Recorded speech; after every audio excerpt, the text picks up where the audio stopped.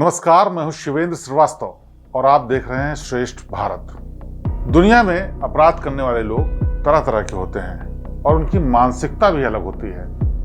लेकिन कई अपराधी ऐसे होते हैं जो अपराध के साथ साथ तमाम और वजहों से इतिहास के पन्नों में अमर हो जाते हैं। किसी के अजीबोगरीब शौक, किसी का अजीबोगरीब तरीके से कत्ल करना या अपराध करना, किसी की अजीबोगरीब शर्तें और किसी की अजीबोगरीब व्यवहार, तमाम चीज़ें सामने आती रहती हैं। लेकिन कुछ लोग अलग होते हैं, अलग कई मामलों में। आज हम जिस अपराधी की बात करने जा रहे हैं वो अपराधी वैसे तो अरबपति था, लेकिन उसकी एक सनक थी, और सनक ये कि वो जब भी पकड़ा जाएगा वो जमानत पर छूट कर नहीं निकलेगा, वो फरार ही होगा, यानी जेल से वो फरार होगा। और उसका वास्ता पड़ गया भारत की एक जेल से। ये कहानी आपको हम आगे बताएं, इससे पहले इसके पीछे के तमाम पहलुओं को समझना जरूरी है। ये वक्त था 1962 का, जब भारत और चाइना के बीच में युद्ध जैसे हालात थे, युद्ध चल रहा था, छिटपुट हिंसा की घटनाएं होती थीं और भारत उसमें बिजी था। और उस वक्त ये भी था कि यहाँ के राजा महाराजा, तमाम रियासत के लोग अपनी विरासत, अपनी सत्ता, अपनी राजशाही खो चुके थे और अब सरकार उनको पेंशन देती थी, साथ ही साथ तमाम सुविधाएं देती थी। लेकिन एक चीज़ साथ साथ हो रही थी, चाहे वो सत्ता और राजशाही जाने की वजह से हो रही हो या फिर जो भारत और चीन के बीच में संबंध खराब चल रहे थे, युद्ध जैसी स्थिति और युद्ध हो रहा था, उसकी वजह से हो। तमाम राजा महाराजा, रियासत के लोग अपने पास हथियारों को इकट्ठा कर रहे थे और ये बात जांच एजेंसियों को पता भी चल रही थी। शुरुआत में तो उन्होंने सुरक्षा का मामला मानते हुए नज़रअंदाज किया, लेकिन जब जानकारी ज़्यादा आने लगी और पता चलने लगा कि राजा महाराजा लोग, जो रियासत से जुड़े हुए लोग हैं, अमीर रसूख वाले लोग हैं, वो भारी मात्रा में अपने पास हथियार इकट्ठे कर रहे हैं, जिसमें गोला बारूद, कारतूस, गन्स और सोफिस्टिकेटेड वेपन्स भी शामिल थे। अब एजेंसीज को चिंता होने लगी कि आखिरकार राजा महाराजा और रियासत के लोग कर क्या रहे हैं, लिहाजा इसकी जांच शुरू हुई।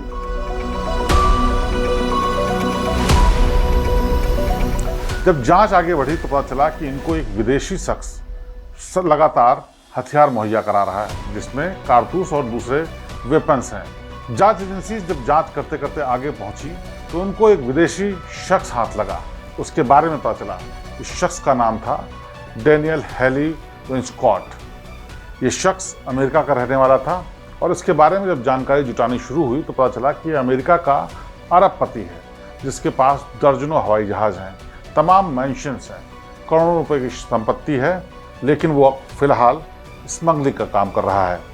इस जानकारी के बाद दिल्ली पुलिस अपनी टीम लेकर के पहुंची दिल्ली के अशोका होटल में। ये वो होटल था जिसमें डैनियल रुका हुआ था, बल्कि उसका एक स्वीट बुक था। जब डैनियल से पूछताछ करने के बाद कुछ जानकारियां मिली तो एक टीम डैनियल को लेकर के उसके होटल अशोका होटल पहुंची। होटल की जब जांच की गई तो होटल के भीतर उनको कारतूसों का जखीरा मिला। अब पुलिस और एजेंसीज के कान खड़े हो चुके थे और उन्होंने जांच आगे बढ़ाने की सोची। उन्होंने डैनियल से पूछताछ शुरू की तो पता चला कि उसके पास एक हवाई जहाज़ है जो कि यहाँ एयरपोर्ट पर खड़ा हुआ है, जो कि सफदरजंग एयरपोर्ट पर खड़ा हुआ था। जब पुलिस डैनियल को लेकर के एयरपोर्ट पर पहुंची और उसके जहाज़ के भीतर उन्होंने एंटर किया तो देखा वो पूरा का पूरा जहाज़ बॉक्सेस से भरा हुआ था और हर बॉक्स में दर्जनों, सैकड़ों की संख्या में कारतूस और हथियार भरे हुए थे। अब ये मामला धीरे धीरे बड़ा होता जा रहा था। इसको हिरासत में लेने के बाद पूछताछ की गई, बैकग्राउंड चेक करना शुरू हुआ तो पता चला कि ये अमीर आदमी पहले से स्मगलिंग के धंधे में नहीं है, लेकिन अचानक से ही ये सब काम भी करने लगा है, क्योंकि उसको कोई जानकारी मिली थी। जो रजवाड़े के लोग थे, राजशाही लोग थे, जो विरासत वाले लोग थे, वो लोग चाहते थे कि वेपन की सप्लाई की जाए, इसलिए उसने ये स्मगलिंग का काम शुरू किया है।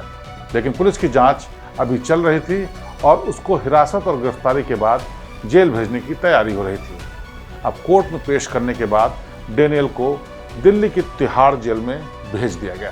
तिहाड़ जेल में पहुंचने के बाद ये चर्चा आम हो चुकी थी कि ये शख्स बेहद अमीर है, लिहाजा कैदियों ने उससे नज़दीकी बढ़ाने की कोशिश की, क्योंकि जेल के भीतर अगर किसी अमीर और रसूख वाले शख्स के आप करीब हो जाते हैं तो वहाँ आपको बहुत सारी सुविधाएँ आमतौर पर मिल जाती हैं। इसी लिहाज से कई जो मशहूर कैदी थे वो भी डैनियल से करीबी बढ़ाने लगे, लेकिन भाषा की दिक्कत थी, लेकिन धीरे धीरे वो दिक्कत भी दूर हो गई और डैनियल कई लोगों के संपर्क में आ गया जो कि छटे हुए मंझे हुए अपराधी थे और तिहाड़ जेल में बंद थे। जेल में रहने के दौरान उसको एक समस्या समझ में आई, यहाँ पर बाहरी चीज़ों की बड़ी मनाही है और ख़ास तौर पर नशे की चीज़ों की। तमाम वो लोग जो उसके दोस्ती बना चुके थे वो चाहते थे कि डैनियल उनकी मदद करे और बाहर से शराब, सिगरेट, नशे के दूसरे सामान आना शुरू करें। लेकिन डैनियल फ़िलहाल मजबूर था, क्योंकि भारत में एक तो उसको लोग कम जानते थे, दूसरे उसका जो नेटवर्क था वो देश के बाहर था, तीसरा जो उसके पास पैसे और रसूख था वो फ़िलहाल उसके पास मौजूद नहीं था। लेकिन ये बात वो रोज़ फेस करता था। इसी बीच उसने एक फ़ैसला किया कि अब इस जेल से मैं फ़रार ही होऊंगा। हालांकि उसको ज़मानत मिल सकती थी, क्योंकि हथियार की सप्लाई के मामले में बहुत सारी चीज़ें ऐसी थी जो पुलिस की तरफ से चूक हुई थी। दूसरी बात, डैनियल इतना रसूख वाला था कि जगह जगह से दबाव, सरकारी दबाव या फिर ऐसे दबाव आ रहे थे जिसकी वजह से धीरे धीरे उसका मामला कमज़ोर होता जा रहा था। धीरे धीरे वक्त गुजरता जा रहा था और डैनियल अपने केस को कोर्ट में लड़ रहा था। रोज़ जेल में अपराधियों के साथ बैठ करके वो तरह तरह की प्लानिंग करता, लेकिन किसी की प्लानिंग उसको मजबूत नहीं लग रही थी। इस बीच उसको एक बार कोर्ट में पेश किया गया। कोर्ट में उसने बताया कि कैसे एक बड़े अमीर आदमी को, जो बड़ा बिजनेसमैन है, उसको छोटे मामूली जुर्म के लिए जेल में डाल दिया है। हालांकि जब जांच की गई तो पता चला कि ये केस भले ही कमज़ोर हो रहा था, लेकिन डैनियल के खिलाफ एक ऐसा मामला था जिसको पूरा किए बगैर डैनियल को ज़मानत भी नहीं मिल सकती थी। और ये मामला था कि डैनियल के ऊपर उस वक्त यानी 1962-63 में 60,000 रुपये का कर्ज था और वो था टाटा ग्रुप का। अदालत ने पूरे मामले को सुना और डैनियल को कहा कि अगर तुम 60,000 रुपये चुका दोगे तो तुम्हें मुचलके पर छोड़ा जा सकता है, यानी ज़मानत मिल सकती है, लेकिन तुम देश छोड़ करके बाहर नहीं जा सकते जब तक कि पूरा मुकदमा खत्म नहीं हो जाता। हालांकि चाहता तो डैनियल पूरे पैसे को एक बारगी में चुका सकता था, संपर्क करके पैसे भी मंगवा सकता था और इससे भी ज़्यादा पैसे चुका सकता था, लेकिन डैनियल ने न जाने क्यों ये तय किया कि वो 60,000 रुपये नहीं चुकाएगा। लिहाजा उसको एक बार फिर से वापस जेल भेज दिया गया। अब उसने अपनी पैरोल यानी बाहर कुछ वक्त के लिए बाहर आने के लिए इजाज़त मांगी और उसके लिए उसने तर्क दिया कि जब वो भारत आया था तो उसका जहाज़ यहाँ के एयरपोर्ट पर खड़ा है और वो बहुत महंगी चीज़ है, जिसकी वजह से जब भी उसको ज़मानत मिलेगी तो वो नहीं चाहता कि जहाज़ में किसी तरह की खराबी आए। इसीलिए अदालत से उसको इस बात की इजाज़त मिले कि वो रोज़ अपने जहाज़ को एक बार स्टार्ट करने जा सके, ताकि उसके कल पुर्जे न खराब हों, तकनीकी दिक्कत ना आए, जिससे कि वो बाहर जब भी ज़मानत मिले तो जा ना सके। अदालत को इस बात में कोई भी मुश्किल नज़र नहीं आई, क्योंकि उसको पैरोल दी जा चुकी थी, ज़मानत पर भी काम चल रहा था और वो रसूख वाला था। लिहाजा उसको इस बात की इजाज़त दे दी गई कि वो अपने जहाज़ को देखने के लिए हर रोज़ सुबह जा सकता है। एक बार उसको स्टार्ट करेगा और उसके बाद उसको पुलिस के साथ वापस आना पड़ेगा। अब डैनियल हर रोज़ सुबह पुलिस वालों के साथ एयरपोर्ट पर अपने जहाज़ को स्टार्ट करने, उसका रखरखाव देखने, उसके बारे में पता करने के लिए जाने लगा। कई दिन बीत चुके थे। हर दिन सुबह डैनियल एयरपोर्ट पर पहुंचता, जहाज़ को स्टार्ट करता, कुछ देर तक जहाज़ में बैठा रहता और उसके बाद वापस पुलिस की टीम के साथ तिहाड़ जेल वापस चला जाता। इस दौरान डैनियल के दिमाग में क्या चल रहा था ये किसी को नहीं पता चला, जब तक कि वो दिन नहीं आया जब उसने अपने दिमाग में चल रही चीज़ को हकीकत का जामा नहीं पहनाने की सोची। वो दिन भी आया जिस दिन डैनियल को दिल्ली पुलिस की एक टीम लेकर के एयरपोर्ट पर पहुंची और वो रोज़ की तरह अपने जहाज़ के भीतर घुसा। उसने अपने जहाज़ की जांच की, इंजन स्टार्ट किया, लेकिन आज मामला कुछ हल्क था। डैनियल ने न सिर्फ जहाज़ को स्टार्ट किया बल्कि थोड़ी दूर तक रनवे पर दौड़ाने लगा। इससे पहले कि पुलिस वाले कुछ समझ पाते, डैनियल ने हवाई जहाज़ की स्पीड तेज कर दी और देखते ही देखते उसका हवाई जहाज़ हवा में था। यानी कि डैनियल पुलिस वालों के सामने, पुलिस वालों की हिरासत में, अदालत की इजाज़त मिलने के बाद जब वहाँ पहुँचा था तो सबकी आंखों के सामने से हवाई जहाज़ में बैठकर फरार हो रहा था। अब पुलिस वालों के पैरों तले ज़मीन खिसक गई। उन्होंने आनन फानन में अपने आला अधिकारियों को बताया, वायरलेस से सूचना दी गई, फाइटर जेट्स भेजे गए और उसकी तलाश के लिए आसमान की खाक छाननी शुरू हुई। लेकिन तब तक बहुत देर हो चुकी थी। डैनियल उस हवाई जहाज़ को लेकर के निकल चुका था। लेकिन हैरानी की बात यह कि जहाज़ लेकर के वो सीधा फरार नहीं हुआ। उसने जहाज़ का रुख एक बार फिर से तिहाड़ जेल की तरफ कर दिया और तिहाड़ जेल के ऊपर पहुंचने के बाद उसने जो काम किया वो आज भी लोगों की समझ के परे है। डेनियल ने तिहाड़ जेल के 3-4 चक्कर मारे और उसके बाद अपनी खिड़की खोली और उसमें से हैरानी की बात यह कि उसने सिगरेट की डिब्बियां और चॉकलेट्स तिहाड़ जेल के ऊपर बरसानी शुरू कर दी। एक बार किसी को समझ में नहीं आया कि आखिरकार वो कर क्यों रहा है, लेकिन बाद की जांच में ये साफ हुआ कि तिहाड़ जेल में रहने के दौरान डेनियल को इस बात की बड़ी कमी खलती थी कि वहाँ के कैदियों को नशे का सामान नहीं मिलता और उसके लिए भारी भरकम रकम वसूल की जाती है। तो कई कैदियों ने उससे फरमाइश की थी कि उसे जब भी मौका मिले तो वो सिगरेट उन्हें पिलाने का इंतजाम जरूर कर दे। शायद इसीलिए डेनियल भागते वक्त भी अपने वायदे को नहीं भूला था और हवाई जहाज से सिगरेट की डब्बियां बरसा रहा था। साथ ही साथ चॉकलेट उसे खुद पसंद थी और उसके जेल में रहने के दौरान बहुत सारे कैदी भी चॉकलेट पसंद करने लगे थे। इसीलिए उसने चॉकलेट्स के भी दर्जनों डब्बे तिहाड़ जेल के भीतर बरसा दिए। अब अभी जो हवाई जहाज उसका पीछा कर रहे थे वो इस पशुपेश में थे कि आखिरकार किस दिशा में जाएं, कहाँ उसको पकड़ें। जब तक कि उनको भनक मिलती कि वो तिहाड़ जेल के भीतर है, तब तक वो भारत की सीमा पार करके पाकिस्तान पहुंच चुका था। पाकिस्तान में डेनियल ने अपने हवाई जहाज को लैंड किया और अगले ही दिन वहां पर एक प्रेस कॉन्फ्रेंस की, जिसमें उसने बताया कि कैसे उसको गैर कानूनी तरीके से भारत के भीतर प्रताड़ना दी गई, जेल में रखा गया और वो अब फरार होकर के यहाँ आ गया है। पाकिस्तान सरकार ने भारत की कोई मदद नहीं की, लिहाजा डेनियल को वहाँ पर एक तरीके से काम करने की इजाज़त मिल गई, शरण मिल गई। एक और बात, जब जमानत देने जाने की बात हो रही थी तो ये तय हो गया था कि डेनियल को जमानत मिल जाएगी। डेनियल ने अपनी तरफ से एक सरकार को ऑफर दिया जिसमें उसने बताया कि इस वक्त भारत और चीन के बीच युद्ध चल रहा है, अगर वो चाहे तो अपने जहाज़ों को, यानी कई दर्जन जहाज़ जो उसके पास मौजूद हैं, उनको सेना के इस्तेमाल के लिए दे सकता है, जिससे वो चीन की सेना के विरुद्ध इस्तेमाल कर सकें। सरकार ने ये जहाज़ लिए या नहीं लिए इसके दस्तावेज में कोई सबूत नहीं मिलता, लेकिन कोर्ट के रिकॉर्ड्स में जरूर मिलता है कि डेनियल ने अपनी तरफ से सरकार को ये ऑफर दिया था। बहरहाल डेनियल अब फरार हो चुका था और पाकिस्तान में था। लेकिन कौन था यह डेनियल जो इस तरह की हरकतें कर रहा था, और आखिरकार वो भारत के भीतर स्मगलिंग करने आ कैसे गया, कैसे उसका पूरा का पूरा जहाज भारत के भीतर आ गया और एजेंसीज को नहीं पता चला, ये भी हम आपको बताते हैं।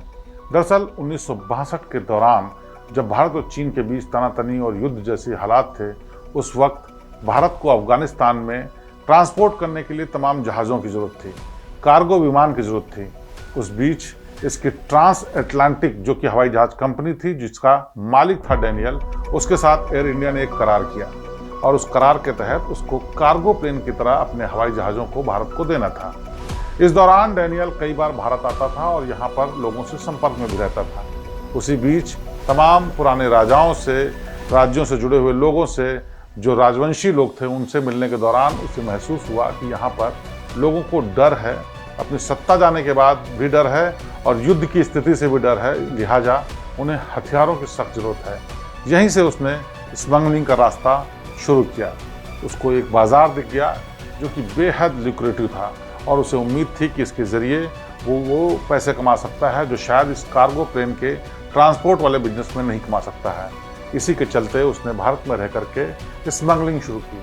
कार्गो प्लेन था, सरकार से अनुबंध था और उसको बहुत सारी जांचों से नहीं गुजरना पड़ता था। इसके लिए उसके जहाज बेरोक टोक विदेशों से इंडिया में आते थे, जिसमें तमाम वेपन्स, कारतूस और दूसरे हथियार आते थे। बहरहाल तो ये वजह थी जिसकी वजह से डेनियल भारत में आया, लेकिन उसका किस्सा यहीं पर ख़त्म नहीं होता। दरअसल वो एक सनकी तरीके का रईस आदमी था जिसका जन्म अमेरिका के टेक्सास में हुआ। जब वो जवान हुआ तो उसकी संपर्क एक लड़की से हुआ जो कि बहुत अमीर घराने की थी, जिससे शादी करने के बाद डेनियल ने बिजनेस शुरू किया, लेकिन स्मगलिंग के धंधे में भी हाथ डाल दिया। और उसी दौरान उसने स्मगलिंग करने के लिए तमाम हवाई जहाज़ का इस्तेमाल करना शुरू किया। साल में उसको इतना रेंट देना पड़ता था जिसकी वजह से उसने महसूस किया कि वो अगर अपने जहाज़ खरीद ले तो उसको फ़ायदा ज़्यादा हो सकता है। इसी के चलते करीब उसने 1 दर्जन जहाज़ पहले लीज़ पर लिए, फिर धीरे धीरे उनकी किस्तें चुकाते हुए वो जहाज़ अपने नाम कर लिए, यानी कि वो जहाज़ का मालिकाना हक भी उसके पास आ गया। इतना पैसा वो स्मगलिंग से कमा रहा था। साथ ही साथ इसके लिए वो जो रास्ता इस्तेमाल करता था वो दूसरे देशों के साथ कार्गो प्लेन्स के बिजनेस में कनेक्ट करता था, यानी कि सरकारी तौर पे उसको इस बात की इजाज़त मिल जाती थी कि सामान लाने और ले जाने के लिए दो देशों के बीच उसके जहाज इस्तेमाल होंगे, और इसी चीज़ का फ़ायदा वो उठाता था स्मगलिंग के लिए, क्योंकि वैध चीज़ों के साथ साथ अवैध चीज़ों को लाने के लिए भी अपने जहाज़ों का वो इस्तेमाल करता था। एक बारगी सरकार के साथ कॉन्ट्रैक्ट हो जाने के बाद कोई ज़्यादा उस पर शक नहीं करता था, ज़्यादा गहरी जांच नहीं होती थी और हर सामान खोल के नहीं देखा जाता था। इसका डेनियल ने खूब फ़ायदा उठाया और भारत ही नहीं बल्कि और कई देशों में स्मगलिंग का काम किया। जब पाकिस्तान वो हवाई जहाज़ से फरार होकर गया, उसके बाद भी उसने अपनी स्मगलिंग जारी रखी। बताते ये हैं कि इस घटना के बाद भी एक बार एक जहाज़ अमृतसर आ रहा था पाकिस्तान की तरफ से, और उसमें बहुत सारा सामान भरा हुआ था, लेकिन अमृतसर पहुंचने से पहले हवाई जहाज़ क्षतिग्रस्त हो गया, दुर्घटनाग्रस्त हो गया और जहाज़ को जबरन लैंड कराना पड़ा। लैंड होने के बाद किस तरीके से उसको चला रहे दोनों लोग जिंदा बच गए और बाहर निकले। आनंद फानन में गांव के लोग इकट्ठा होने शुरू हुए। उन्होंने दोनों लोगों को जब देखा तो उसके बाद गांव वालों ने पकड़ के पुलिस के हवाले कर दिया, क्योंकि उन्हें इस बात की आशंका थी कि कहीं ये जहाज़ दुश्मन देश का तो नहीं। लिहाजा जब पुलिस ने पूछताछ शुरू की तो उन्होंने बताया कि कैसे वो सामान की इधर उधर ले जाने का काम कर रहे थे और उनका हवाई जहाज़ दुर्घटनाग्रस्त हो गया। दोनों लोगों ने पुलिस को ऐसे कन्विंस कर लिया कि उन्होंने उसको इस बात की इजाज़त दे दी कि जहाज़ के भीतर अगर कुछ सामान बचा हुआ हो तो वो भी निकाल लें। और जब दोनों जहाज़ के भीतर सामान निकालने के लिए गए तो उस वक्त बताते हैं कि दो बड़े बड़े बॉक्स में तमाम बहुत महंगी वाली घड़ियों का जखीरा उन्होंने बैग में भरा और बाहर चले आए। इसके बाद वो लोग कहाँ गए किसी को नहीं पता चला। बाद में जब पुलिस ने जांच करनी शुरू की तो पता चला कि ये जहाज़ यहाँ आने की इजाज़त ही नहीं थी। ये जहाज़ पाकिस्तान से अमृतसर की तरफ आया है और इसमें कुछ संदिग्ध सामान भी रखा हुआ है। हालांकि कोई ऐसी चीज़ नहीं मिली, लेकिन कुछ हथियार जरूर मिले जिससे शक गहराता गया। अब ये मामला बड़ा हो चुका था, लिहाजा जांच एजेंसीज भी इसमें जुट गईं और तलाश शुरू हुई इन दोनों लोगों की। खुलिये के आधार पर धीरे धीरे लोगों को पता चलना शुरू हुआ कि उनमें से एक शख्स वही डेनियल था जो कि एक बार पुलिस की आंख में धूल झोंक करके पाकिस्तान भाग चुका है। लेकिन उसके बाद डेनियल का क्या हुआ, कहाँ गया, ये किसी को नहीं पता। बहुत सारे लोग कहते हैं कि आज भी डेनियल भारत में ही रहता है और स्मगलिंग का काम करता है। बहुत लोग ये भी कहते हैं कि ये स्मगलिंग का काम तो सिर्फ दिखावा था, ये दरअसल एजेंसीज के लिए काम करता था। इसीलिए तमाम अपराध और अवैध तरीके से चीज़ें लाने ले जाने के बावजूद भी एजेंसीज ने उसको सख्ती से पकड़ा नहीं, और एजेंसीज के सपोर्ट की वजह से ही वो भारत के लिए अलग अलग देशों में काम करता है। लेकिन क्या सच्चाई है, क्या बात है, ये नहीं पता। लेकिन एक बात तो तय है कि डेनियल के मन में एक सनक थी कि वो किसी भी सूरत में जेल से ज़मानत पर नहीं निकलेगा और वो बाहर निकलने के लिए फ़रार होने का ही रास्ता अपनाएगा। और उसके लिए उसने न सिर्फ जुगत लगाई बल्कि उसने सफल भी हुआ और फ़रार भी हो गया। लेकिन सनक ऐसी भी कि उसके बाद उसने अपराध का रास्ता नहीं छोड़ा और आज भी डेनियल अपने साथियों के साथ देश के तमाम दूसरे हिस्सों में, दुनिया के दूसरे हिस्सों में शायद स्मगलिंग का ही काम करता है। बहरहाल एजेंसीज को बीच बीच में जानकारी मिलती रहती है कि एक विशेष तरीके के हथियार और कारतूस भारत में अलग अलग जगहों पर सप्लाई हो रहे हैं, जिनका रूट लंदन, पेरिस, इसके अलावा तमाम और दूसरे देशों से जुड़ता हुआ भारत में भी जुड़ता है। यानी एक वो रूट ऐसा है जिसमें एक कोई खास तरीके का शख्स खास तरीके के वेपन और ख़ास तरीके के कारतूसों की सप्लाई करता है। फिर इसको आज भी शक है कि शायद ये डेनियल ही है या उसके नेटवर्क से जुड़ा हुआ कोई और शख्स। लेकिन हैरानी की बात यह है कि कुछ एक छोटे मोटे लोग तो पकड़े जाते हैं, लेकिन डेनियल का आज तक पता नहीं चलता।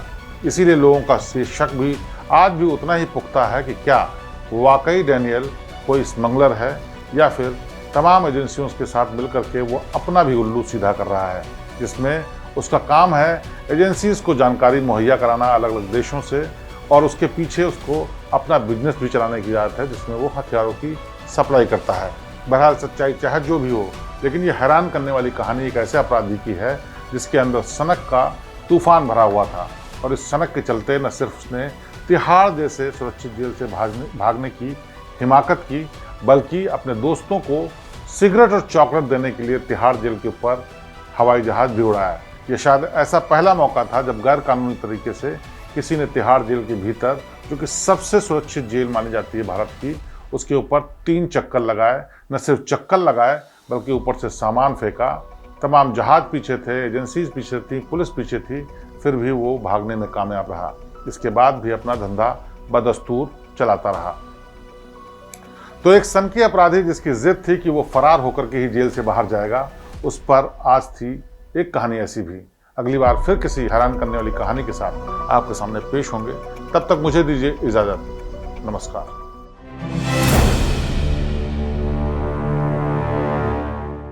श्रेष्ठ उत्तराखंड पर खबरों से जुड़े रहने के लिए चैनल को सब्सक्राइब करें, बेल आइकन दबाएं और देखते रहें श्रेष्ठ उत्तराखंड।